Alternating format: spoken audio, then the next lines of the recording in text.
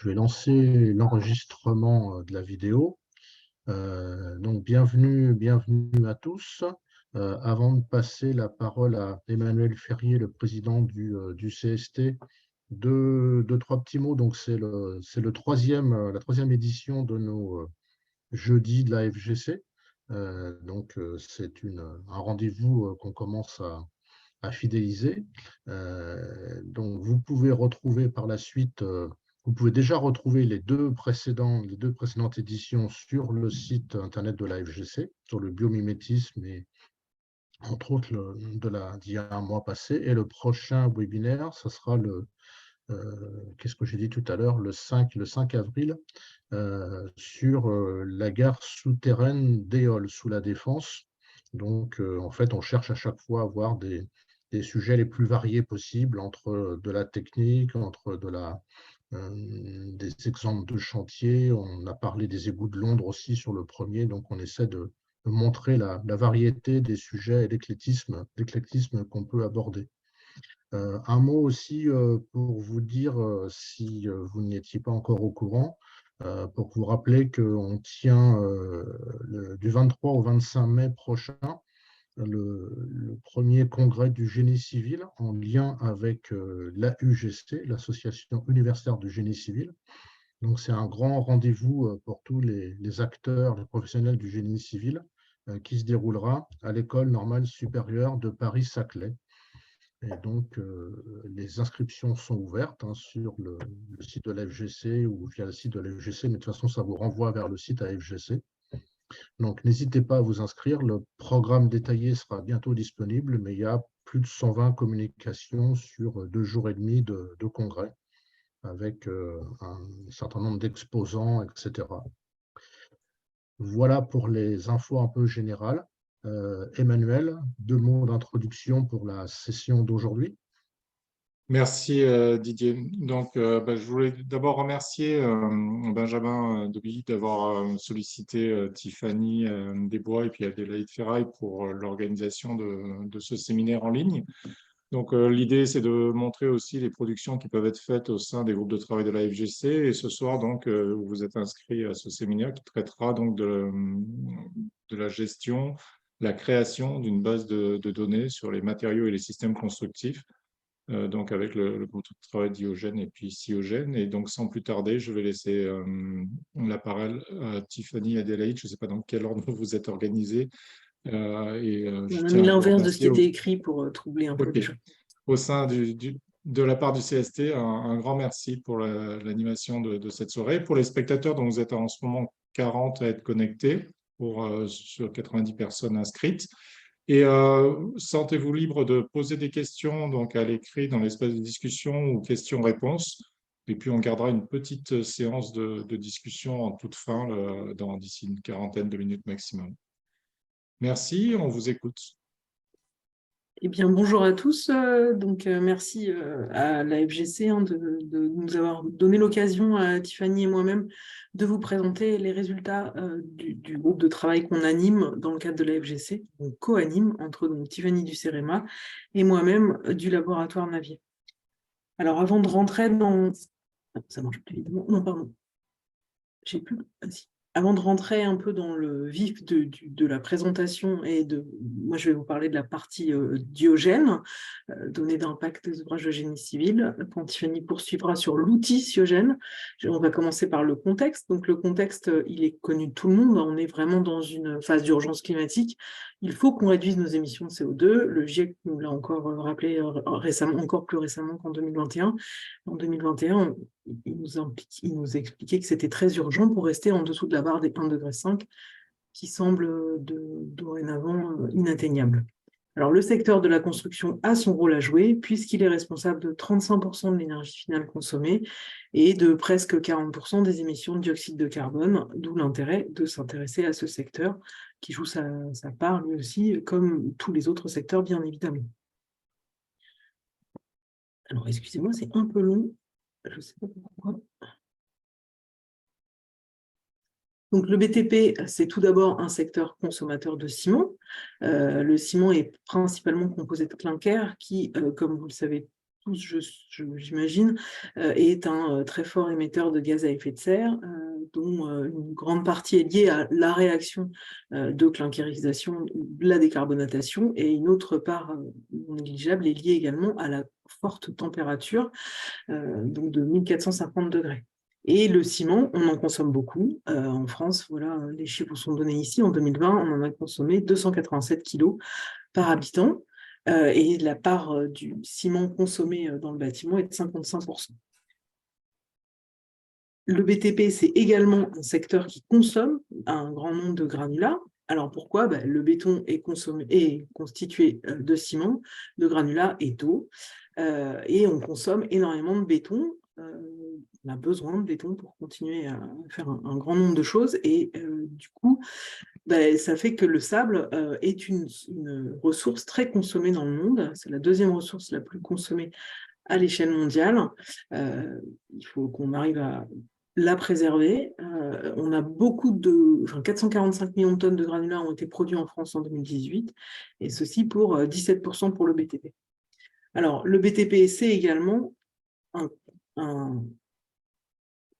ça ne fonctionne pas super bien, excusez-moi. Le BTP, c'est également un secteur qui produit des déchets, donc sur la fin de vie, cette fois-ci, du matériau, donc avec environ un peu plus de 200 millions de tonnes, dont la plus grande part, pour 180 millions de tonnes environ, est liée aux travaux publics, et le reste pour le bâtiment, avec une part non négligeable de béton.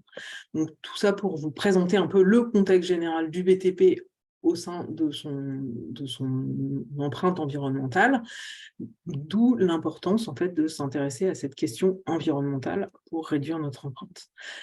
Alors nous, du coup, on a travaillé sur une base de données qui s'appelle Diogène, données d'impact des ouvrages de génie civil. La genèse de ce projet date, puisque c'était en 2010, un groupe de travail vraiment initié par la FGC, qui est né du constat du manque de données environnementales pour les ouvrages de génie civil, vraiment dans le contexte purement territorial français. L'objectif a donc été de construire et d'enrichir cette base de données de tous les matériaux, tous les produits et tous les éléments de construction qui sont utilisés dans le domaine du génie civil sur notre territoire national.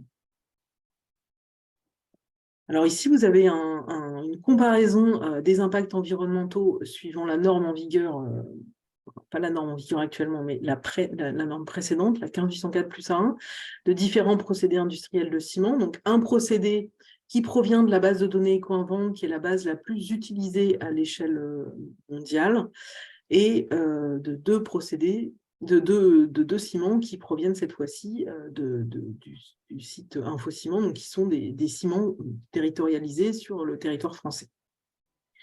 Donc le ciment en noir, c'est le ciment Ecoinvent, c'est un ciment, un CEM2 fabriqué en Autriche, et les deux autres sont donc des ciments français, le gris et le marron. Alors, vous avez 6 indicateurs d'impact qui sont représentés ici: l'acidification des sols, l'appauvrissement de la couche d'ozone, l'eutrophisation, la formation d'ozone photochimique, le réchauffement climatique et l'épuisement des ressources abiotiques combustibles fossiles. Alors, ce que l'on voit, c'est que pour certains indicateurs, finalement, entre les différents procédés, on n'a pas une grande différence. C'est le cas pour l'acidification ou pour l'eutrophisation, voire même pour l'appauvrissement, où finalement, on a une petite différence, mais qui reste relativement légère. Par contre, pour la formation d'ozone photochimique ou pour l'épuisement des ressources abiotiques, cette fois-ci, la différence, elle est quand même assez marquée. On va jusqu'à plus de 50%, donc ça commence à être relativement important. Et elle est une fois en faveur des ciments français et l'autre fois en faveur des ciments Ecoinvent. Alors, tout ça pour montrer que c'est quand même important d'avoir des données contextualisées en l'occurrence ici des ciments, mais des matériaux que l'on utilise réellement sur nos sites de fabrication d'ouvrages pour être le plus représentatif et faire des analyses de cycle de vie les meilleures possibles. Pardon, cette fois-ci, ça va trop vite.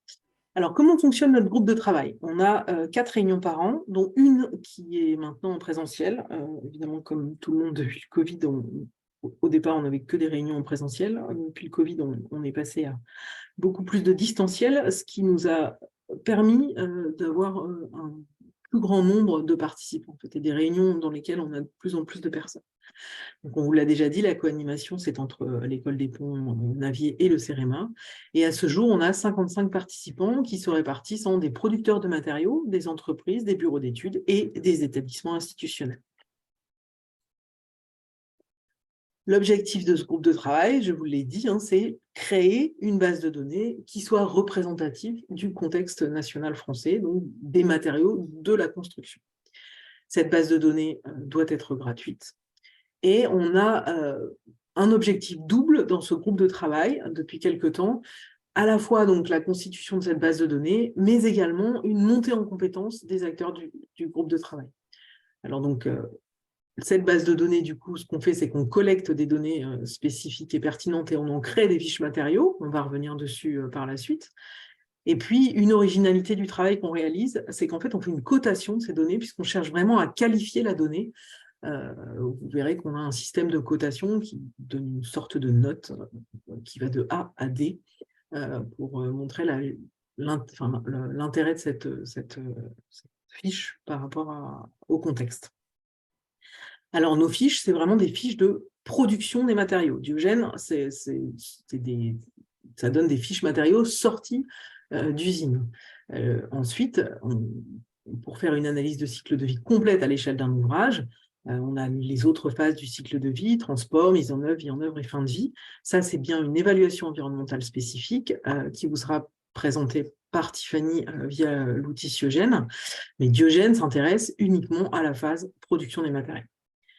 Alors, je vous parlais du deuxième objectif du groupe de travail, qui est la montée en compétence des acteurs de ce groupe de travail. Donc, effectivement, depuis quelques années, on a eu dans le groupe de travail des questions qui ont été évoquées, et du coup, on a décidé de faire régulièrement des présentations d'experts sur différentes thématiques. On a eu un grand nombre de présentations sur les allocations, par exemple, sur l'ACV dynamique, l'épuisement des ressources, l'ACV conséquentielle, et puis régulièrement aussi des choses sur les évolutions normatives. Alors justement, le travail qui a été réalisé, le fait d'avoir travaillé sur les allocations et la compréhension de comment on prenait les méthodes d'allocation en analyse de cycle de vie, a donné lieu à un travail spécifique avec des fiches allocations, des allocations de matériaux qui entrent dans la fabrication des ciments. Et je vous présenterai par la suite ce travail. Alors, les fiches matériaux, qu'est-ce que c'est? Comment ça se présente? Alors, on a différents volets. Donc, tout d'abord, un volet présentation avec vraiment qu'est-ce que le produit, quels sont ses usages, ses caractéristiques, d'où il vient, les sites de production, la personne qui a rédigé la fiche et la date à laquelle ça a été validé par le groupe de travail, puisque donc, je vous expliquais, pour valider une fiche matériaux, on passe dans le groupe de travail et on fait une cotation de la donnée et après seulement, on la met sur le site. On a donc un volet indice de confiance qui est parfaitement lié avec justement cette validation par le groupe de travail et la cotation de la fiche par le groupe de travail. Évidemment, on a donc les résultats des impacts environnementaux, puisque c'est ce qui nous intéresse dans ce cadre-là, selon la norme en vigueur. On a un volet référence qui spécifie les bases de données utilisées, la date de réalisation de la FDES ou de l'EPD, la date de publication des données. On a un volet sur les hypothèses technologiques. C'est important de connaître la technologie, le procédé de production, la filière de production spécifique. Et un volet sur les différentes hypothèses qui ont été prises en compte, donc avec notamment la description de l'unité déclarée qui est en fait l'unité en fait, de notre fiche, les hypothèses d'allocation s'il y a lieu et les limites du système avec les procédés d'extraction, la composition du mix énergétique, la distance des transports et les règles de coupure, pareil, s'il y a lieu. Alors voilà comment ça se présente en fait, donc une fiche sur le site Diogène. Après, vous aurez peut-être la curiosité d'aller jeter un œil et de télécharger quelques fiches. Donc ici, vous avez le produit, le béton pour fondation. Donc, on a son descriptif plus précis, XC2, C25, 50, 280 kg de SEM2 AL, un béton de fondation qui est bien conforme à la norme EN206, qui vient de n'importe quelle centrale de BPE. C'est une fiche qui est issue du configurateur Betty, pour ceux qui connaissent. Alors, vous avez quelques commentaires, en fait, qui expliquent les distances de transport moyennes françaises, enfin, que les distances moyennes de transport françaises ont été prises, c'est ce qui est pris dans Betty, que les données du ciment, elles viennent des données de l'ATIL, et que les données adjuvants viennent de l'EFK, les données granulaires du NPG, voilà. Et le rédacteur de la fiche, c'est Jean-Marc Potier, donc c'est bien une fiche Betty. On a un numéro de la fiche et puis la date de validation par le groupe Diogène. Donc cette fiche a été validée en mars 2019. Alors cette fiche a été cotée par le groupe Diogène. Vous voyez ici, donc sa cotation lui a donné la note de A, qui est la meilleure note, puisque ça va de A à D, avec A étant la meilleure note. Et vous avez les différentes typologies qui vous sont données ici, qui sont liées en fait, j'espère que vous voyez ma souris, mais qui sont liées avec la matrice de PY, qu'on verra par la suite, les différentes exigences de cotation dans la matrice Diogène.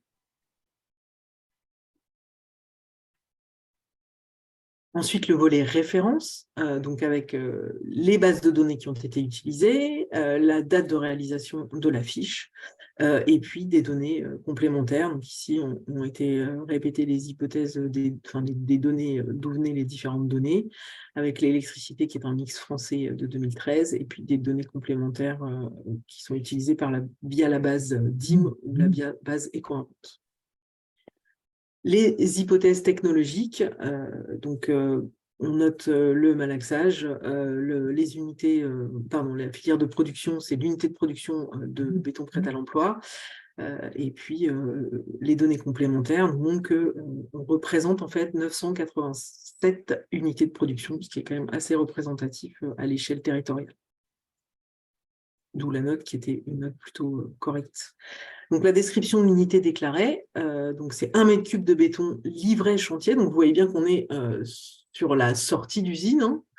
Donc ici, on n'avait pas d'hypothèse d'allocation dans ce cadre-là. Il n'y avait pas non plus de produits d'extraction des matières premières. La composition du mix énergétique, il avait déjà été spécifié par ailleurs, mais il est remis ici. Et puis, on nous donne les différentes distances de transport amont, plus précises, avec le mix des différents transports, donc à la fois de la route, à la fois du fluvial et du ferroviaire. Et puis, la règle de coupure qui avait été adoptée, qui est une règle de coupure à 1%, qui comprend quasiment tous les flux dans le calcul. Alors, ces fiches, je vous l'ai déjà dit, ces fiches Diogène, elles sont bien évidemment en adéquation avec le référentiel normatif. Voilà, donc au départ, quand on a commencé à travailler en 2010, la norme en vigueur, c'était la norme NFP 01010. Et maintenant, en fait, on est sur les normes NF 15804. Alors, la nouvelle 15804 plus A2, actuellement sur le site Diogène, on a encore des fiches au format NFP 01010 et évidemment des fiches au format 15804 plus A1. On est en train de le passer en 15804 plus A2, et puis bientôt vont disparaître en fait les fiches de la norme précédente en 01010. Donc les impacts environnementaux qui sont du coup évalués dans le cadre de cette nouvelle norme, c'est donc le changement climatique, l'appauvrissement de la couche d'ozone, l'acidification des sols de l'eau, l'eutrophisation, la formation d'ozone photochimique, l'épuisement des ressources abiotiques, éléments et combustibles fossiles, la pollution de l'eau, la pollution de l'air, le besoin en eau, ça c'est uniquement pour A2, alors que d'ailleurs la pollution de l'eau et la pollution de l'air, c'était uniquement dans le complément national de la norme précédente. Les émissions de particules fines et des rayonnements ionisants, l'écotoxicité et la toxicité humaine, les impacts liés à l'occupation des sols. On a également des indicateurs de flux, donc liés à l'utilisation des ressources, à des catégories de déchets et à des flux sortants, donc comme des composants destinés à la réutilisation, des matériaux destinés au recyclage ou des matériaux destinés à la récupération d'énergie. On est vraiment complètement basé sur un format FDES classique, complètement en lien avec les exigences normatives. Alors, comment est réalisée la cotation? Donc, on a élaboré à partir de la matrice Pédigré d'EcoInvent, on n'est pas parti de rien du tout, et puis des exigences qui étaient définies par la norme 14044. Donc, cette fois-ci, c'est la norme qui régit la façon de faire les analyses de cycle de vie à l'échelle européenne. Donc, on est parti de cette matrice-là et on l'a adaptée, en fait, au cas des matériaux de construction sur lesquels on travaillait. Donc, on détermine, en fait, un indice de confiance qui donne une note, hein, une classe, si on veut, de A à D. Et les critères de la matrice sont les frontières du périmètre considéré, la fiabilité liée à la fidélité, reproductibilité, traçabilité et cohérence, la complétude et représentativité, la corrélation temporelle, la corrélation géographique et la corrélation technologique. Corrélation temporelle, l'idée c'est d'avoir des données pas trop vieilles. La corrélation géographique, l'idée c'est d'avoir des données représentatives, puisque c'est ce qui nous tient à cœur de notre contexte. Et la corrélation technologique, c'est également d'avoir des données représentatives des technologies utilisées sur le territoire français. Alors là, voilà, cette matrice de cotation, vue comme ça, elle est assez indigeste. Donc, ce qui se passe, c'est qu'en groupe de travail, en fait, quand on a une nouvelle fiche qui est présentée par quelqu'un qui l'a réalisée, en parallèle, on réalise la cotation en direct avec les différentes exigences qui sont évaluées par les partenaires, et on se met d'accord sur la cotation ici que l'on donne à la fiche, et puis on obtient directement en fait notre indice de confiance. Alors ça paraît comme ça peut-être un peu, en tout cas difficile, voire indigeste, mais ça se fait vraiment très bien. Et maintenant, on a tous bien pris possession de la façon de réaliser la matrice Pédigré, et donc les cotations se font très facilement. Et j'ajouterais que c'est aussi en fait quelque chose qui nous démarque d'autres bases de données, c'est que clairement en fait on a cette démarche de cotation de la donnée qui est une démarche importante. Les données qui sont mises, en fait, on assure quand même qu'elles ne viennent pas comme ça complètement par hasard. Alors, je vous avais dit que quand on a essayé de faire monter en compétence le groupe de travail, on a travaillé sur la question des allocations, et du coup, ça a donné naissance à des fiches allocations. Donc, on les a appelées grilles de lecture de l'allocation des coproduits cimentaires. Donc, on a 4 fiches, une sur les métakaolins, une sur les laitiers écosèmes, une sur les cendres volantes séchées et une sur les fumées de silice. Le format de ces fiches, c'est 4 sous-parties, des généralités réglementaires, la partie de la production et de la partie géographique, la partie des impacts environnementaux et des allocations qui ont été réalisées, et la partie des aspects techniques. Alors, ça se décline de cette façon-là. Dans les généralités réglementaires, on a bien évidemment la nature de l'addition, son nom, suivant la norme, enfin la façon dont c'est marqué d'un point de vue CE, si c'est enregistré sous REACH ou pas, son type d'addition suivant la norme NFEM 206, la valeur de son coefficient d'activation et son taux de substitution. Et pour ce qui est de la production et des implantations, on a besoin de la localisation, de l'industrie d'origine, puisqu'on est sur des coproduits, du fait ou pas si on a un reprocessing. Important de connaître la production annuelle. Alors, les fiches avaient été réalisées sur les productions annuelles en 2019. Est-ce qu'on utilise un stock ou pas? Les tendances, c'est important de connaître les tendances pour les prochaines années. En fait, par exemple, les cendres volantes, on sait qu'on en aura quand même de moins en moins. Sur les capacités potentielles et sur les quantités qui sont utilisées actuellement sur le marché français. Sur la partie des impacts environnementaux, on est très proche de la fiche Diogène, hein, bien sûr, on en a mis un peu moins pour être plus lisible. Mais voilà, et du coup, on a aussi tout un volet sur est-ce qu'on a utilisé une méthode d'allocation ou pas, et dans ces cas-là, laquelle a-t-on utilisé? On a différents types d'allocations qui peuvent être réalisées. On a besoin de connaître la règle d'allocation qui a été prise en compte.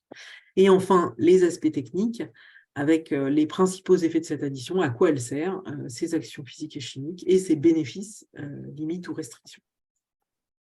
Voilà pour cette partie. On va passer au calcul des impacts. Donc, je vais vous présenter. Alors, Adélaïde, Tiffany, peut-être, j'ai 2 questions qui portent spécifiquement sur la base de données, donc on peut peut-être essayer d'y répondre maintenant. Il y en a une qui vise la veille, comment s'effectue la veille et la mise à jour des fiches matériaux Diogène. On viendra dessus en fin de présentation. C'est en fait les personnes qui sont dans le groupe de travail qui font remonter c'est eux qui nous proposent des fiches environnementales, ou alors c'est nous directement. Mais on ne peut pas vraiment parler de veille, en fait, on est toujours à la recherche. Tiffany, tu m'arrêtes si je dis des bêtises, mais on est toujours à la recherche de compléter nos fiches. Si vous avez la curiosité d'aller regarder le site, il nous manque encore un grand nombre de matériaux et on ne peut pas nous-mêmes créer toutes ces fiches, donc on a besoin du plus grand nombre de partenaires possible dans le groupe de travail pour les faire. Je ne sais pas si je réponds correctement à la question qui avait été posée. Eh bien, on verra à la fin si Voilà. il y a un complément qui est demandé. Et l'autre point de précision qui était demandé, c'est est-ce qu'il y a des extensions de la base de données prévues pour les départements d'outre-mer? Alors ça, question intéressante. Je pense que Tiffany, mais je ne crois pas qu'on avait trop réfléchi. Elle n'a pas été soulevée jusque-là, donc c'est une bonne question. Ouais, c'est une bonne question, Il effectivement. faudrait qu'on... C'est vrai qu'on pourrait regarder, par exemple, si on change les mix électriques. Oui, c'est une bonne question, mais ça nous intéresserait que vous preniez contact avec nous, parce que je suppose que c'est quelqu'un de l'outre-mer ou quelqu'un qui travaille avec l'outre-mer. Un sujet Rémi intéressant. Chauvin qui a posé cette question, donc il pourra lui passer la De toute parole. façon, vous verrez qu'à la fin, ce qu'on vous dit, c'est qu'on a besoin de gens, on a besoin d'acteurs, donc n'hésitez pas à nous solliciter pour faire partie de notre groupe de travail et pour faire remonter les sujets que vous avez envie qu'ils soient étudiés dans ce groupe de travail. Ok, je vous laisse continuer. Donc, je vais présenter maintenant tout ce qui concerne le projet SIOGEN, donc un projet d'outils pour le calcul des impacts des ouvrages de génie civil. Donc, l'historique de ce projet, c'est que finalement, dès 2011, il y a eu des discussions dans le cadre du groupe de travail Diogène pour dire qu'il ne fallait pas se limiter à regarder vraiment que la production des matériaux, mais qu'il allait falloir qu'on puisse passer à l'échelle d'un ouvrage. Et donc, il y a eu des premiers travaux de 2012 à 2015 sur le développement d'une première version de l'outil pour des ponts en béton et des ponts mixtes béton-acier qui, en fait, allaient jusqu'à la réception du chantier. Il se trouve que la base était pas complète, pas totalement complète, et que le groupe a été mis en sommeil après ça. Donc, les travaux ont repris vraiment sur l'outil en 2020, et ce qui a amené en 2021 à déposer un dossier dans le cadre de l'appel à projet FEREC qui s'appelait « Décarbonation et économie circulaire, des méthodes et indicateurs pour guider les acteurs de la construction », dans lequel on indiquait qu'on souhaitait approfondir la méthodologie relative à l'outil. Donc, on a réussi à obtenir un financement via cet appel à projet qui nous a permis en 2022 de faire des travaux d'approfondissement. Donc, le fonctionnement du sous-groupe de travail, c'est un sous-groupe du groupe Diogène, avec une fréquence de réunion d'une fois par mois sur 2022, qui était la période pendant laquelle on avait la subvention FEREC, donc co-animé comme pour Diogène par le CEREMA et le laboratoire Navier, et qui comprend, lui, 22 participants avec une même représentativité, donc producteurs de matériaux, entreprises, bureaux d'études et établissements institutionnels. Donc, pourquoi un outil? C'est tout d'abord parce qu'il y a le constat qu'on n'a pas d'outils adaptés existants, alors même que dans le même temps, on a des obligations environnementales qui se développent. Aussi, il est apparu qu'il était nécessaire d'avoir un outil qui présente les résultats au même format et avec une même base de données. Et ce qu'on souhaitait aussi, c'est vraiment que dès la conception des ouvrages, on intègre de manière concrète la démarche d'analyse du cycle de vie dans une logique de progrès et de protection de l'environnement. Donc, comme vous l'a dit Adélaïde juste avant, Diogène se focalisait sur la production des matériaux, et avec l'outil Siogène, on va pouvoir regarder vraiment toutes les étapes du cycle de vie. Donc, la production des matériaux, mais aussi le transport de ces matériaux jusqu'au chantier, donc avec le chantier lui-même de construction qui comprend les terrassements, l'entretien de l'ouvrage, son exploitation, son usage et sa fin de vie. Donc, l'objectif est bien de développer un outil qui exploite la base de données Diogène et qui permette de réaliser un bilan environnemental à l'échelle d'un ouvrage sur l'ensemble de son cycle de vie. Donc, cet outil se veut à destination des acteurs du génie civil, que sont les maîtres d'ouvrage, les maîtres d'œuvre et les entreprises. Et il doit permettre aux entreprises justement de comparer leurs solutions techniques. Il a vocation à être utilisé comme outil de référence pour des réponses à des appels d'offres. Et ce qu'on souhaite également, c'est qu'il permette d'analyser les impacts environnementaux à différents stades du projet. Donc, 3 stades ont été retenus, donc les études préliminaires, la phase appel d'offres et puis a posteriori, donc après les travaux. Et dernier point important, en fait, on souhaitait que cet outil soit en accès libre pour en fait favoriser son utilisation et puis son déploiement auprès des différents acteurs du génie civil. Donc, les ouvrages qui sont concernés à ce jour sont les ouvrages qu'on appelle les ponts types du CETRA, donc à savoir les ponts cadres et portiques, les ponts dalles et les ponts à poutres, et puis également les ouvrages approchants, donc ponts à béquilles, ponts cadres ou portiques multiples. Donc, les calculs des impacts environnementaux sont selon la norme NFEN 15804+A2, donc la norme en vigueur. Et le verrou important à lever dans le cadre de ce projet était bien l'accessibilité à des données qui soient représentatives, pertinentes et fiables, aussi bien de la construction que des phases suivantes de l'ouvrage. Donc, voici les 3 variantes de l'outil qui sont prévues, donc qui correspondent, comme je le disais, à 3 phases du projet. Donc, la première variante, elle correspond aux études préalables. Donc, l'objectif est que les concepteurs et les bureaux d'études et les entreprises de travaux puissent comparer différentes solutions d'ouvrage afin de déterminer les leviers de réduction des impacts. Pour la maîtrise d'ouvrage, ça permettra cette variante d'affiner ces critères de jugement des offres. Donc, on est dans ce cas-là sur un modèle simplifié avec des données estimées.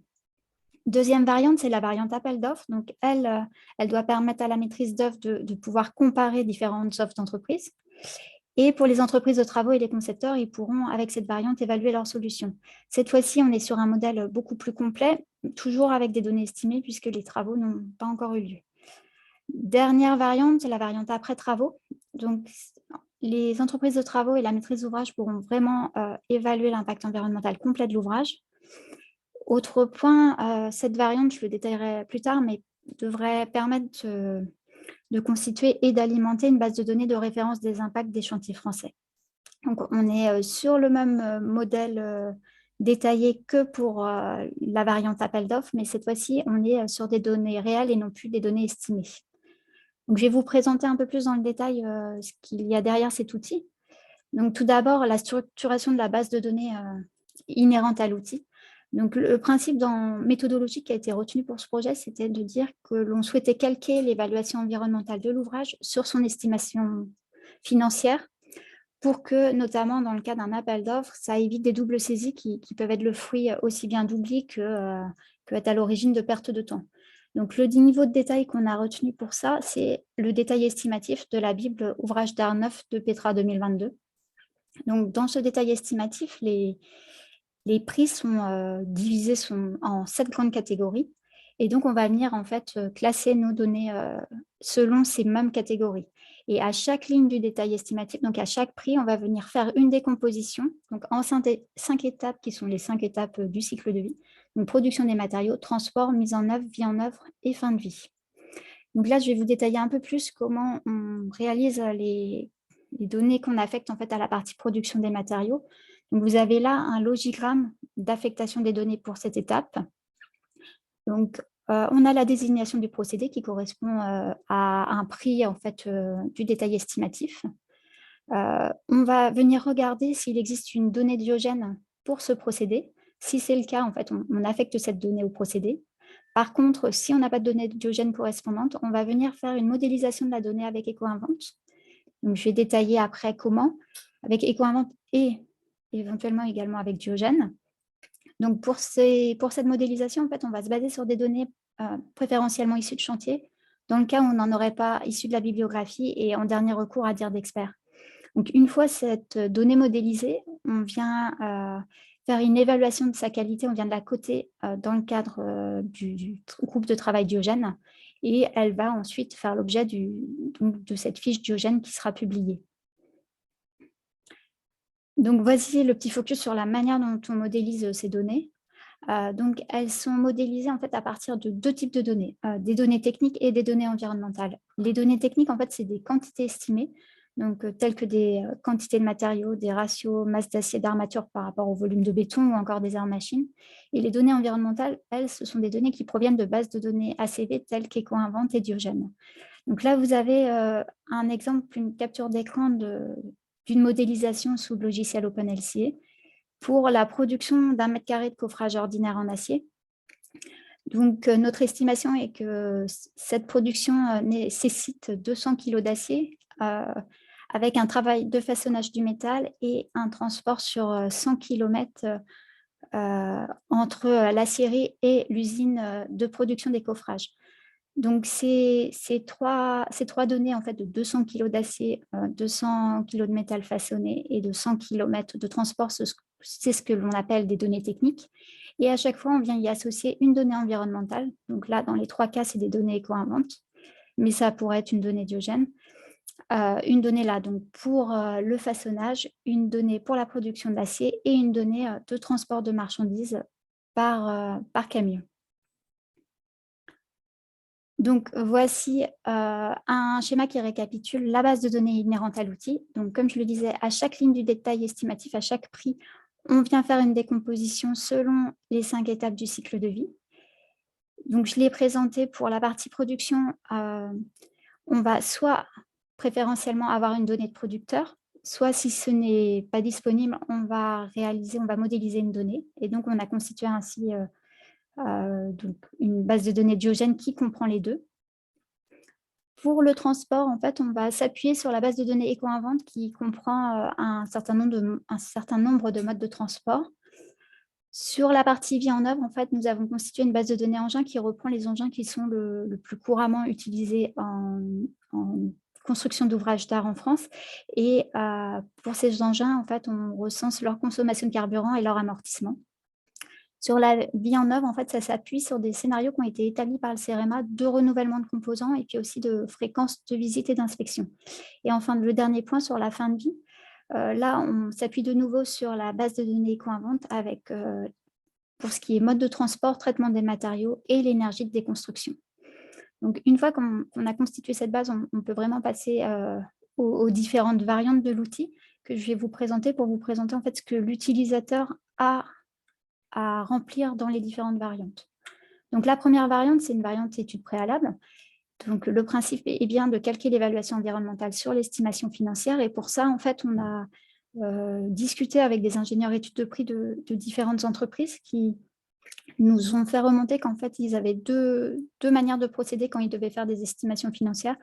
Ou bien, ils faisaient une première approximation à partir de quelques données, ou alors ils regardaient des projets similaires que l'entreprise avait déjà faits et ils se rebasaient sur ces exemples.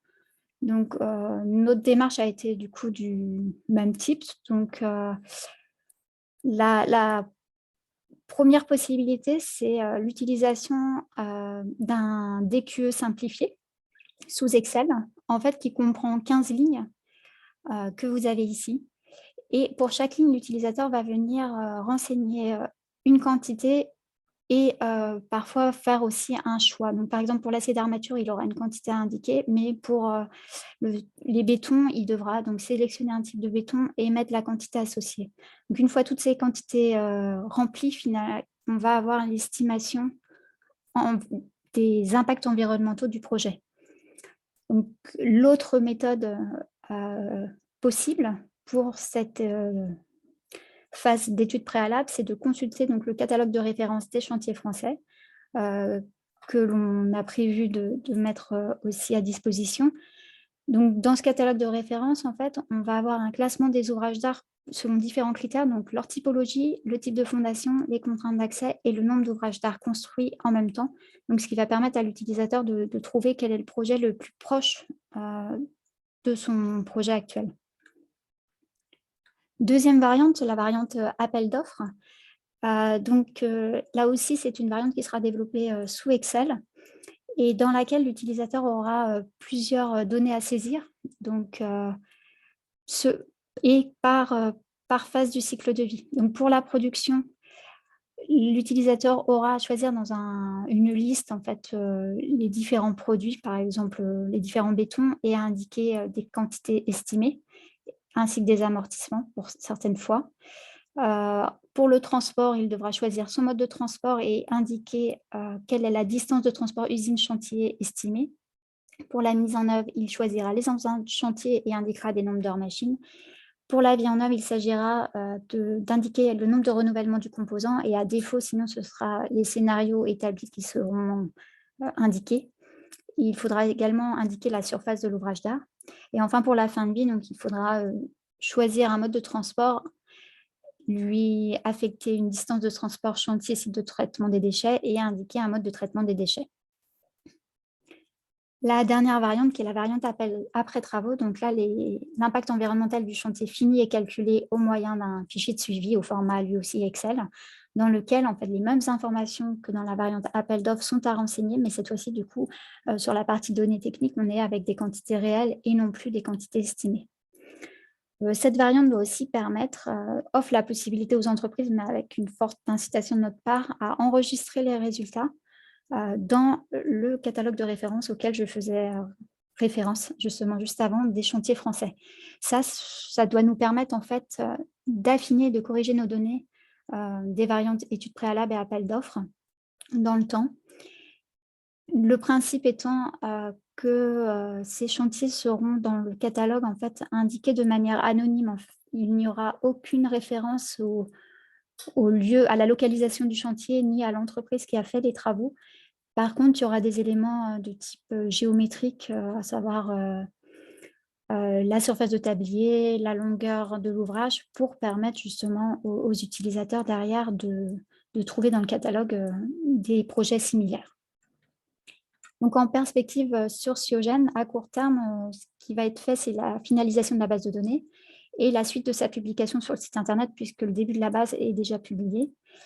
On prévoit aussi au début de l'été le déploiement de l'outil, donc des différentes variantes via le site internet. Et on prévoit donc la création du catalogue de référence des chantiers français, lui, pendant l'été.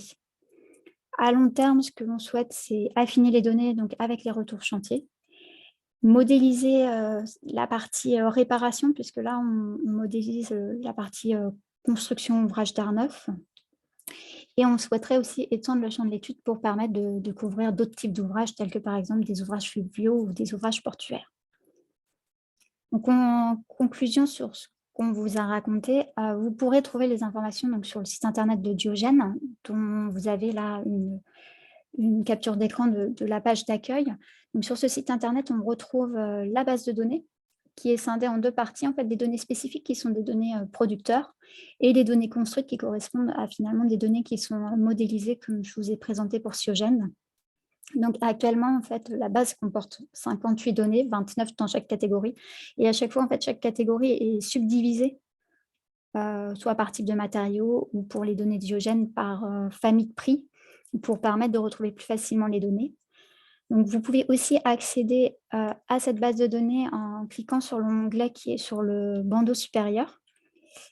Vous avez aussi un onglet relatif à Cyogen. Donc, pour l'instant, en fait, dans cet onglet, vous allez trouver uniquement le descriptif du projet, mais c'est dans cet onglet que seront disponibles les variantes de l'outil cet été. Il y a aussi une rubrique sur le matériel complémentaire, donc c'est ce qui est produit dans le cadre du groupe de travail en complément, donc comme la grille de lecture des additions que vous a présenté Adélaïde juste avant. On a un onglet méthodologique qui reprend, en fait, qui explique tout ce qui concerne la cotation des fiches, où vous retrouverez aussi la matrice pédiclée qui a été présentée. Un onglet bonne pratique ACV qui va être très prochainement alimenté et voilà, où vous retrouvez des bonnes pratiques en ACV et qui seront rédigées par des personnes du groupe de travail Diogène. Un onglet contact où vous retrouvez toutes les informations pour nous contacter sur ces sujets. Il y a une rubrique support, donc avec une partie historique qui reprend en fait toute la façon dont le groupe de travail est né et a vécu.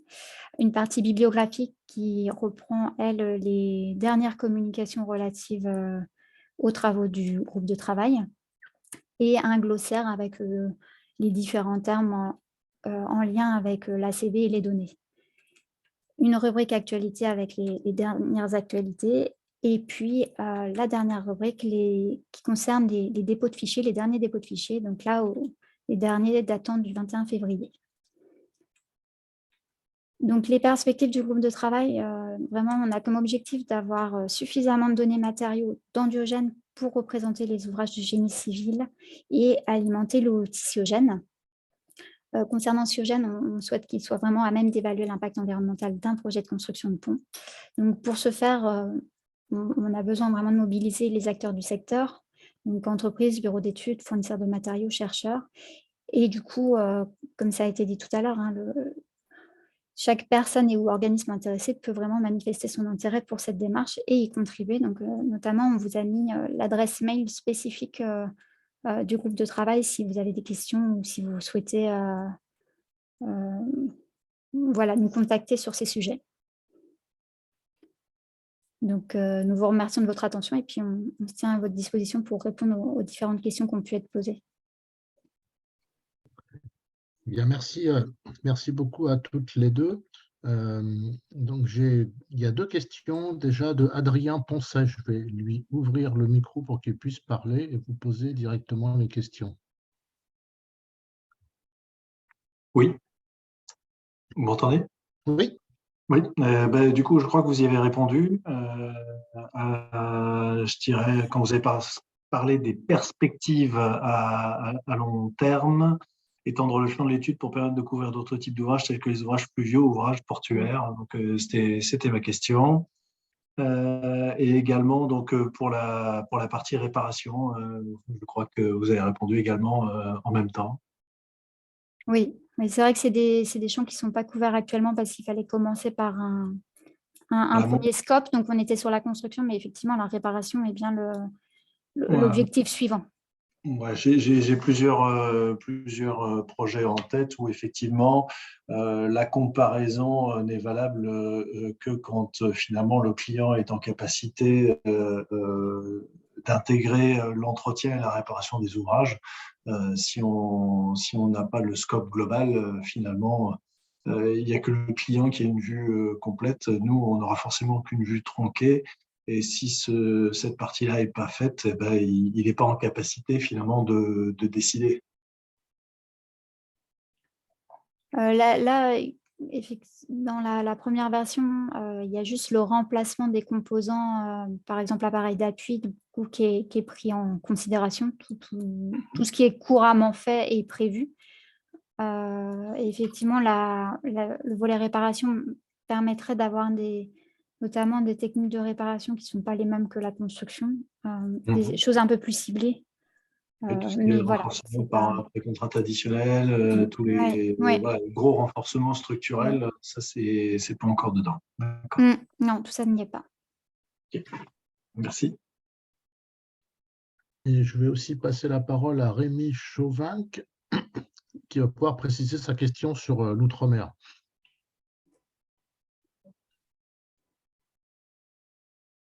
Bonjour, est-ce que vous m'entendez? Oui, Oui. parfait. Oui. Alors, je parle doucement parce que ici c'est tard, donc ça dort autour de moi. En fait, oui, donc je suis à La Réunion et simplement, oui, je voulais préciser, mais c'est vrai que on s'est intéressé aussi à l'impact de la carbone, notamment les bilans carbone des travaux qu'on peut réaliser ou faire réaliser. Pour ma part, je suis maître d'œuvre. Et en fait, c'est vrai que par exemple à La Réunion, la spécificité locale, c'est les ciments viennent d'Asie, donc les émissions déjà des aciéries sont beaucoup moins, enfin c'est pas les mêmes normes. Et au final, il y a eu déjà un travail de fait qui estimait que par exemple voilà, les émissions de rien que pour le ciment à quantité équivalente et un tiers supérieur, sans compter voilà le fret pour l'approvisionnement. Et au final, voilà, donc les émissions carbone là, du même mètre cube de béton installé à La Réunion plutôt qu'en métropole, c'est presque le double d'émissions. On est à 500 kg du mètre cube et 500 kg de CO2 équivalent. Et c'est vrai qu'en fait, on se pose la question pour chacun des territoires. Hein, c'est-à-dire que Mayotte, par exemple, a encore moins de production locale. Il y a les outre-mer aussi dans l'Atlantique. Donc voilà, c'est vrai que chaque territoire a ses spécificités. Nous, déjà, on a des difficultés à récupérer des informations, des vraies informations consolidées là, sur l'émissivité des matériaux, par exemple, pour ne parler que d'émissions carbone. Et donc oui, c'est vrai que la démarche serait intéressante si elle pouvait être encouragée aussi dans les Outre-mer, puisque chaque pays, enfin chaque département ou territoire a sa spécificité. Mais ça nécessite de reconstruire une base de données complète à chaque fois. C'est peut-être un énorme travail, quoi. Un élément de réponse, c'est en fait, nous, vous avez vu sur les fiches Diogène qu'on a présentées sur le béton, que j'ai mises qui sont dans la présentation, là, c'est des fiches qui sont issues du configurateur Betty. On s'appuie quand même beaucoup sur des choses existantes, Donc, ce que je me disais, c'est qu'il faudrait peut-être voir avec. Enfin, c'est peut-être Betty peut peut-être adapter, lui, son outil pour l'adapter à l'outre-mer, je ne sais pas. Après, faire une adaptation, ça me paraît pas complètement impossible. C'est surtout des distances de transport, ça nécessite une modélisation un peu différente. C'est pas complètement impossible C'est d'avoir pas- des volets enfin des volets territorialisés autrement, mais il faut qu'on Oui, ait des données. c'est Voilà. ça. Parce qu'on pourrait imaginer effectivement, par exemple, pour les transports, rajouter dans les menus déroulants des transports avec Ouais. des émissions plus spécifiques de d'autres territoires. Ouais. Après, moi, j'ai pas forcément en tête bien ce qui existe, parce que pour les transports, on se base sur la base Éco-Invent. C'est vrai que nous, on prend tout le temps des données Europe, donc j'ai pas forcément en tête les autres données, à part les données en bateau et ce genre de choses, parce que j'ai déjà fait dans d'autres études, mais on pourrait imaginer effectivement, si on trouve des informations, les rajouter dans les choix possibles dans Ouais. l'outil. C'est pas impossible. impossible. Il faut juste qu'on ait des données. Et je me C'est à disais creuser. même, les ciments, en fait, si ça se trouve dans Éco-Invent, on a des données cimentaires Oui, c'est pour ça que je me plus disais que globales c'était sûrement faisable de faire des modélisations en tenant compte de vos spécificités. des productions en Asie. Dans mes tableaux Excel d'études de prix. Oui, parce que bon, enfin voilà, moi je vous remonte juste la difficulté qu'on avait eue, par exemple, pour établir des bilans carbone là, sous la méthodologie ADEME classique, là, justement, pour essayer de transposer par rapport aux bases de données existantes et utilisées par pas mal de monde en métropole. Voilà. Donc, mais voilà, c'est simplement juste pour, vu que le groupe de travail voilà, enfin, existe, voilà, de dire qu'il y a des spécificités voilà, pour des territoires d'outre-mer qui pourraient être intéressantes. Non, mais clairement, après, comme je vous ai dit tout à l'heure, le groupe de travail, il existe aussi par les membres qui participent et c'est aussi comme ça qu'on fait évoluer le contenu. On n'avait pas forcément, nous, enfin, Tiffany travaille au CEREMA, moi dans un laboratoire de recherche à l'École des Ponts, on n'a pas forcément la vision globale, hein, loin de là. Et c'est justement là, ça nous donne l'occasion de rencontrer un plus large panel. Mais si vous avez envie de participer, au contraire, enfin, franchement, je pense qu'il y a des choses potentiellement faisables. Super, je vous enverrai mes coordonnées. Ouais. Merci en tout cas. Très bien. Je vais passer la parole à Mathieu Cardin, qui avait aussi une question.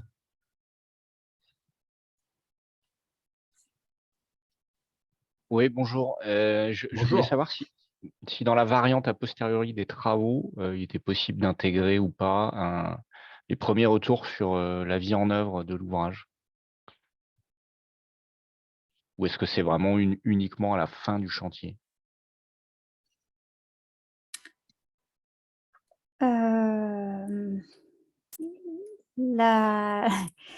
variante telle que prévue est effectivement en sortie chantier, à réception de chantier, avec une partie après pour les autres étapes qui est une partie prévisionnelle en fait, où les personnes pourront éventuellement venir changer les scénarios et les valeurs indiquées pour mettre des valeurs que eux pourraient avoir de plus précises ou de plus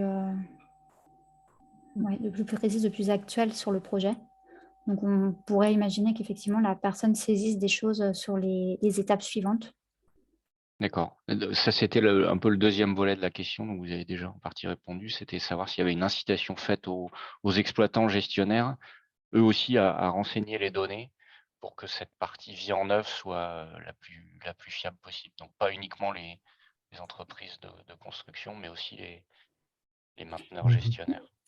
Effectivement, ce serait l'idéal pour permettre que, parce que c'est ce que je disais là, sur cette partie-là, c'est vraiment des scénarios qui ont été faits à un moment donné par des personnes du CEREMA qui sont du coup hypothétiques et sur... Enfin, je ne faisais pas partie des personnes qui ont fait ces scénarios, mais voilà, je pense que c'est sûrement affiné par des vrais retours. Donc, tous ces types de retours qu'on a, c'est comme pour les retours travaux, en fait, ça permettra d'affiner et d'avoir des valeurs plus proches de la réalité. Ok, merci. Et une question de je vois qu'il y a Cyrielle Aman. Oui, justement sur les fiches ciment béton bas carbone. C'est un peu la question c'est un peu ce que je disais précédemment. Les fiches, elles existent parce que c'est pas nous qui les fabriquons, en fait, donc on nous les soumet.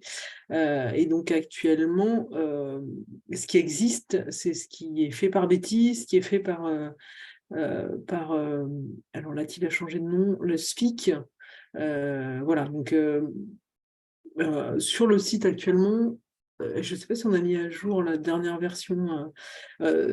Si je crois qu'on a mis les dernières. Alors, ce n'est pas des bas carbone, hein, mais c'est celles qui sont en adéquation avec ce qui a été demandé sur la prise en compte de l'allocation économique des laitiers d'eau fournie dans les silos. Ils y seront dans un mois. Ah oui, c'est moi, pardon. Désolée. Du Voilà, coup, mais- c'est sur l'outil cet été également. Donc, Oui, parce que l'outil sera sur les dernières versions Ah oui, oui, de toute façon. données, donc oui. d'accord. Mais du coup, c'est juste appuyer sur les fiches laitiers d'eau fournie. Enfin, c'est pas vraiment des ciments bas carbone. Hein. D'accord. Oui, il n'y a pas là les dernières innovations avec de l'argile calcinée, enfin des choses un peu plus innovantes. En fait. Nous, on a ce qu'on nous soumet. Voilà. Donc, Faudra- si ouais. vous avez envie que ça y soit, il faut que les gens viennent nous soumettre les fiches et après on les met. Mais on peut pas, enfin, on démarche pas les gens pour qu'ils viennent nous apporter les fiches. Quoi. D'accord. Enfin, on le fait, on essaye, si, mais on peut pas on tout essaie. faire. Hein. On essaie, mais oui. franchement, on a vachement de mal à tout faire. Ah, il y a Benjamin qui a demandé la parole, justement. Oui, voilà, c'est ce que j'allais faire. Donc, il peut venir compléter. Oui, bonjour. Je ne sais pas si vous me voyez. On voit un écran noir, Benjamin. Benjamin Dobilly pour Simbéton. Alors effectivement, moi j'ai transmis très récemment les nouvelles déclarations environnementales produits ciment qui sont dans le format A2 hein, qui est entré en vigueur au mois d'octobre. Donc on a mis à jour ces DEP. On les avait mis à jour précédemment au mois de juillet 2021 pour le sujet de l'allocation des laitiers, effectivement, et on les fait septembre 2021, on me contredit, pour prendre en compte l'allocation des laitiers. Effectivement, aujourd'hui, on n'a pas encore de DEP sur les nouveaux ciments EN 197 partie 5. On y réfléchit. Voilà, il faut qu'on ait suffisamment de données pour pouvoir produire ce type de DEP. Mais en tout cas, c'est un sujet sur lequel on regarde évidemment, puisqu'on veut aussi montrer et être transparent sur les impacts de nos produits. Très bien, bonne nouvelle. Donc, Benjamin, il y avait une question sur les liens entre Diogène, Siogène et bien prescrire les bétons. Donc, il n'y en a pas vraiment, mais c'est peut-être l'occasion pour toi d'expliquer ce que c'est que cette démarche de bien prescrire les bétons. Oui, alors du coup, je reprends. Alors, bien prescrire les bétons, ce sont des recommandations qui sont destinées aux maîtres d'ouvrage, aux maîtres d'œuvre, pour utiliser les évolutions, notamment de l'EN 206, correctement dans les marchés. Et pour bien prescrire justement les bétons dans le sens où le maître d'ouvrage a un certain nombre d'obligations à remplir et de renseignements à fournir dans le cadre de la passation des marchés. Je pense au sujet de l'exposition aux agents chimiques, par exemple, etc. Et donc, on revient sur l'ensemble de ces recommandations et de ce que doit faire, de ce que doit fournir un maître d'ouvrage, un maître d'œuvre, et également ce sur quoi il ne doit pas aller en termes de prescription, parce qu'on a pu constater par le passé des abus de prescription qui conduisent à des impossibilités techniques de formulation des bétons.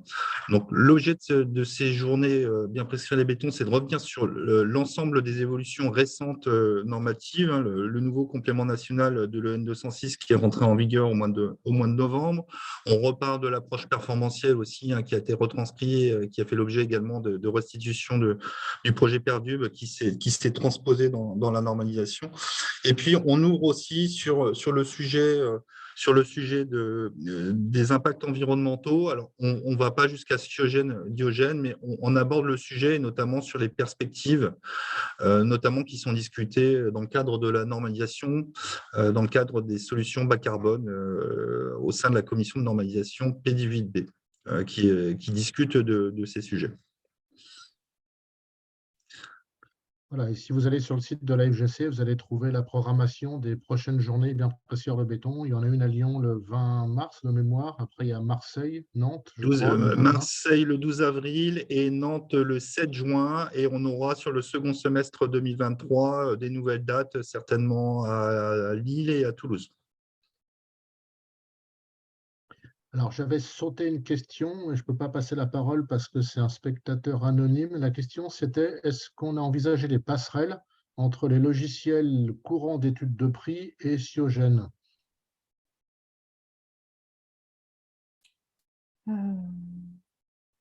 À ce stade, non. Non. Non. Ce serait peut-être à Réfléchir. Mais ouais, pas à ce stade. Ok, ben on a épuisé le stock de questions formulées en tout cas. Alors Benjamin ou Emmanuel, si vous voulez dire un petit mot de conclusion, donc en remerciant fortement Adélaïde et Tiffany pour leur engagement sur ce soir.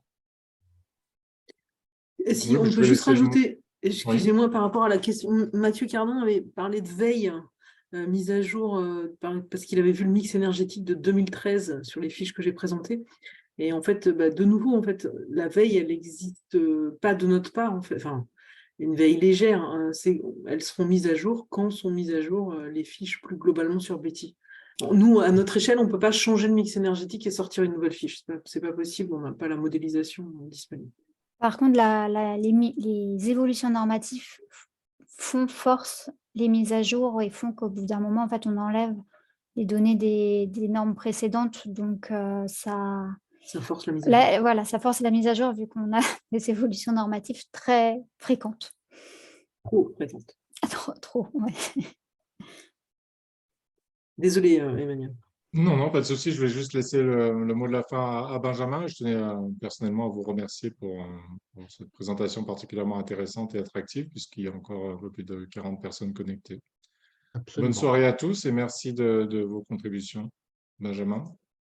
Oui, alors moi, je voulais juste vous annoncer également dans la logique de faire évoluer les outils en fonction des évolutions normatives. Et l'outil Betty est en train d'évoluer aussi et on espère également qu'il rentre dans le moule de la nouvelle norme 15804 plus A2/CN d'ici le second semestre 2023. Donc, on aura tous les outils qui vont être alignés. Donc, Betty, c'est un générateur de FDES. Et pour la personne qui est en Outre-mer à La Réunion, il me semble, logiquement, un bétonnier du SNBPE adhérent au SNBPE a accès à l'outil Betty et peut formuler des FDES spécifiques Réunion avec les données dont il dispose. Donc, normalement, c'est faisable sous réserve de disposer des données effectivement qui étaient mentionnées pour des ciments, etc., venant d'Asie. Mais logiquement, dans l'outil, ils peuvent le faire. Écoutez, moi, je n'ai rien de plus à ajouter, sauf à remercier également Tiffany et Adélaïde pour l'intervention. Vous avez compris qu'on a encore du travail et qu'il y a un appel à experts qui a été fait pour venir alimenter les débats que nous avons pour constituer les bases de données. Donc, j'invite à tous ceux qui sont intéressés par ces sujets, en tout cas, à venir rejoindre le groupe. On a des débats qui sont toujours extrêmement intéressants et qui permettent également de se caler sur les évolutions qui sont assez rapides en ce moment sur tous ces sujets d'évaluation d'impact CO2, mais pas que, parce qu'on parle bien d'ACV aussi. Voilà, je vous remercie en tout cas pour votre participation à ce webinaire. Merci à tous. Bonne soirée.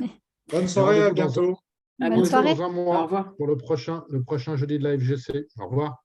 Au revoir. Au revoir. Au revoir.